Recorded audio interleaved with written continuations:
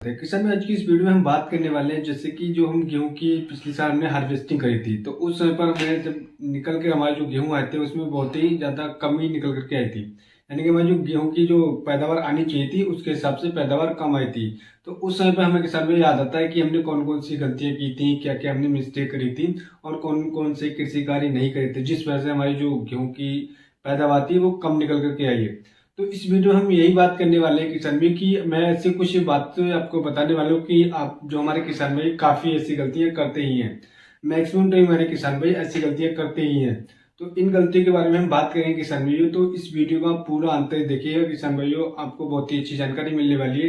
किसान भाई मैं आपको विश्वास दिलाना चाहता हूँ कि अगर आप इस वीडियो को पूरा देखते हो और जिन मैं कार्यों को बताने वाला हूँ अगर आप उन कार्यों को करते हो तो आप अपनी गेहूं की फसल से बहुत ही अच्छा पैदावार ले सकते हो और आपको बहुत ही अच्छा दर ले सकते हो। ऐसी कौन कौन सी गलतियां वो मैं आपको बताने वाला हूं और आपको जो नहीं करना है वो मैं आपको बताने वाला हूं और जो कार्य करने हैं वो आपको मैं बताने वाला हूं। तो इस वीडियो को पूरा अंत तक देखते ही आप बहुत ही अच्छी जानकारी ले पाएंगे। जो हमारे किसान भाई हमारे चैनल पर पहली बार है कृपया करके हमारे चैनल को सब्सक्राइब कर ले और हमारे वीडियो को ज्यादा से ज्यादा लाइक करें, शेयर करें जिससे हमारी बातें सभी किसानों तक पहुंच सके और वो अपनी फसल से अच्छी पैदावार ले सकें। तो आइएगा हम शुरू करते हैं किसान भाई की सबसे पहली गलती हमारे जो किसान भाई करते ही है, मैक्सिमम टाइम करते हैं और ये बहुत ही बड़ी गलती है जिस वजह से हमारी जो फसल होती है उसमें जो गेहूं की पैदावार होती है वो करीब 20 से 25% कम निकल करके आती है। वो ऐसी गलती किसान भाई क्या करते हैं हमारे किसान भाई, जैसे खेत की जब जुताई कराते हैं यानी कि वो जल्दी जल्दी में अपनी पहले धान की जो कटाई कराते हैं तुरंत ही खेत जुताई करा के अपनी गेहूं की बुआई करा दी। तो इससे ये होता है किसान में हमारे जो गेहूं की हम जो बुआई करते हैं तो हमारा गेहूं ऊपर ही पड़ा रहता है, उसकी जड़ें नीचे तक नहीं जा पाती हैं जिस वजह से हमारी जो पैदावार होती है वो घट जाती है। अच्छी तरीके से जड़ें अंदर नहीं जाएगी तो हमारी पैदावार कम हो जाएगी क्योंकि कल्ले विकास नहीं करेगी, हमारी जो वेजिटेटिव ग्रोथ होगी वो रुक जाएगी। तो किसान भाई आपको ये गलती बिल्कुल नहीं करना, आपको बहुत ही बढ़िया करके खेत की जुताई करना है। साफ सफाई करने के बाद आपको कम से कम 2 से 3 बार जुताई कराने के बाद रूटावेटर से फिर पाटा लगवाने के बाद तब गेहूं की बुआई करना है। दूसरी गलती काफी हमारे किसान भाई ये करते हैं कि वो फसल चक्कर बिल्कुल नहीं अपनाते।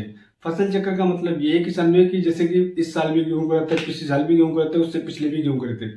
तो किसान भाई आपको ऐसा बिल्कुल नहीं करना है। अगर आप फसल चक्कर नहीं अपनाते हो तो आपकी गेहूं की पैदावार 100% कम ही आएगी। क्योंकि किसान भाई एक जमीन में आप गेहूं पे गेहूं, गेहूं पे गेहूं, जड़ पे गेहूं, फिर गेहूं बोते रहोगे तो उस समय जो पैदावार आएगी किसान भाइयों वो आपकी करीबन करीबन 30 से 35% कम ही निकल करके आएगी। तो आप एक कार्य कर सकते हैं इसके जहाँ पे आप इस साल गेहूं बोइएगा, अगले साल कुछ और बोइएगा, आप फसल चक्र अपनाइए किसान भाइयों, तब आपकी जो गेहूं की पैदावार वो अच्छी निकल करके आएगी। तीसरी चीज किसान भाई हमारे काफी ज्यादा गलती ये करते हैं खाद मैनेजमेंट में, फर्टिलाइजर मैनेजमेंट में सबसे ज्यादा गलती हमारे किसान भाई करते हैं। एक उनको बस यही पता है कि डीएपी देना है, यूरिया देना है और फास्फोरस देना है, बस 3 चीजों पर ही कार्य करते हैं। लेकिन किसान भाई हमारी जो गेहूं की जो फसल होती है उसको बहुत सारे माइक्रोन्यूट्रॉन्स की जरूरत होती है।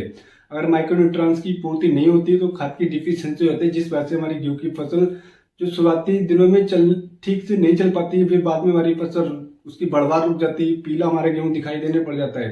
तो उसका ये रीजन होता है किसान भाई। अब तो ये होता है किसान भाई बस फास्फोरस डीएपी डाल दी, यूरिया डाल दिया, पोटास डाल दिया, उसके बाद काफी हमारे किसान भाई और कार्य नहीं करते। तो किसान भाई आपको बुआई के समय आपको सही खाद मैनेजमेंट करना है यानी कि फर्टिलाइजर मैनेजमेंट बहुत ही आवश्यकता है आपको शुरुआती दिनों में। आपको पहले शुरू में आपको किसान भाई आपको सल्फर देना है और उसके साथ में जब आप पहली सिंचाई करो तो आपको बस जिंक देना है और यूरिया देना है।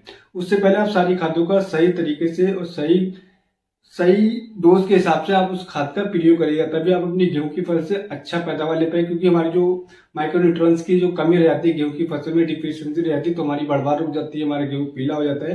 तो ये आपको ये बिल्कुल नहीं करना है।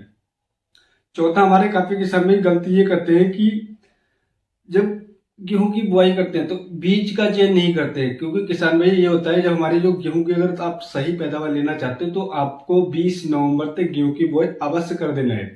कुछ हमारे किसान भी ये करते हैं कि अगर 75 उनका गेहूं हो गया 20 दिन के बाद, आप किसी भी दिन किसान भाई हो 20 नवंबर के बाद अगर आप गेहूं की बुआई करते हो तो आपका हर एक दिन 10 से 15 किलोग्राम कम आपकी पैदावार निकल करके आएगी। तो काफी हमारे किसान भी गलती करते हैं कि वो जब लेट गेहूं की बुआई करते हैं तो अगैती यानी कि वेराइटी का चयन ठीक से नहीं कर पाते। क्योंकि अपने एरिया के हिसाब से वो आप अगैती जो बीज की बुआई करने वाले बीज की वो 75 में बुआई कर देते हैं। तो इससे भी काफी ज्यादा नुकसान देखा जाता है, काफी किसान भाइयों को इसका नुकसान का सामना करना पड़ता है। तो आपको बिल्कुल नहीं करना, आप अपने कृषि संशोधन में जाइएगा, वहां पे पूछिएगा कि हमारे एरिया में कौन से बीज अच्छा है और कौन से हम गेहूं की अगेती बुआई कर सकते हैं और कौन से गेहूं की पछेती बुआई कर सकते हैं। तो आपका बीज चयन भी बहुत ही ध्यानपूर्वक करना है। अब किसान भाइयों मैं आपको एक चीज और बताना चाहूंगा कि जैसे कि खरपतवार निरंतर काफी हमारे किसान भाई लापरवाही कर देते हैं या आलस कर जाते हैं। शुरुआती चरण में जब हमारे गेहूं चल रहा होता है, वेजिटेटिव ग्रोथ होता है, उस समय पर खरपतवार उकर के आते हैं, तो हमारे काफी किसान भाई आलस कर जाते हैं या फिर हम इग्नोर कर देते हैं।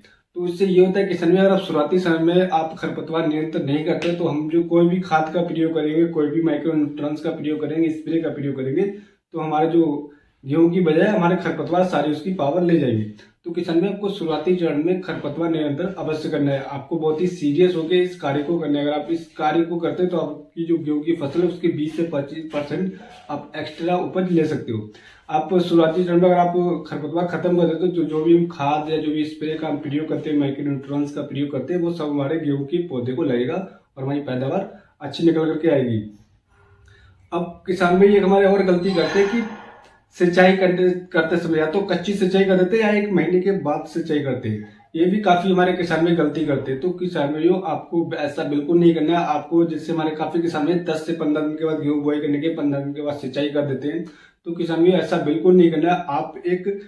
मैं आपको बताना चाहूंगा सही समय ये है, आप 20 से लेकर 25 दिन के जो दिन बीच में बचते हैं उस किसी भी दिन आप गेहूं की सिंचाई कर दें, आपकी पैदावार अच्छी निकल करके आएगी, गेहूं को अच्छी तरीके से नाइट्रोजन की पूर्ति होगी और आपकी जो हरियाली आपके गेहूं में दिखाई देगी। क्योंकि किसान भाइयों उसके बाद अगर आप करते हो तो हमारा गेहूं जब सूख जाता है तो आप कितनी भी सिंचाई कर लो, कितने भी खाद का प्रयोग कर लो, आपकी पैदावार घट करके ही निकल करके आएगी।